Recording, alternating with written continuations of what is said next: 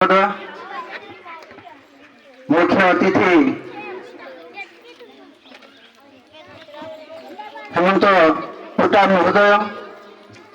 आमर सम्मानित अतिथि बालकृष्ण महोदय, आगलपुर ब्लॉक बीआरसीसी कम एबीएसआर साहू महोदय, आम नगा खबर अवसर प्राप्त साहू महोदय, आम दासपाली सरकारी प्राथमिक विद्यालय अवसर प्राप्त हरपाल महोदय, आम रामदेव युवक संघर सभापति महोदय, आम यही नगा ख क्लस्टर सीआरसीसी महोदय, आउ उत्सवर आयोजन जे कर आप्राण उद्यम बल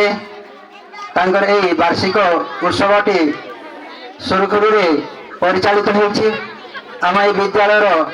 प्रधान शिक्षक नंद सार, एसएमसी कमिटीर सभ्य सभ्यवृंद, अन्य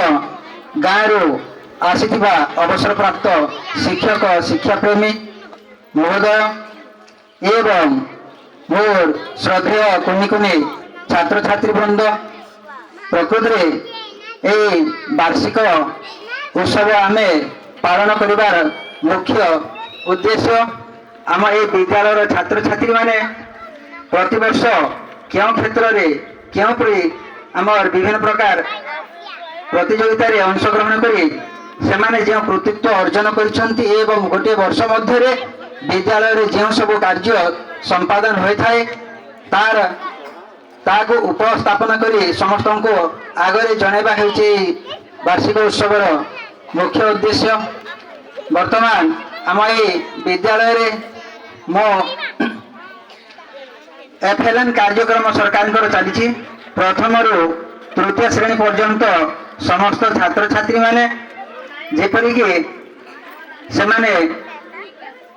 संख्या ज्ञान और साक्षरता विषय रे जानी परिबे एवं तृतीय श्रेणी परिसमाप्त समय सेमाने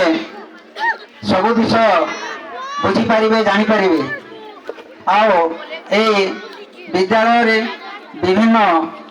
समय रे विभिन्न कार्य रे आम गाँव छात्र छात्री मानकर पितामाता समस्तंकर सहयोग रही थाए एवं विद्यालय सर्वांगीन उन्नति पाई आपण माने सबु बेले आम सहित सहयोग हाथ बढ़े थिबारु मो समस्त को धन्यवाद ज्ञापन करुछि एवं मोर वक्तव्य के एठी रखुछि। जय हिंद।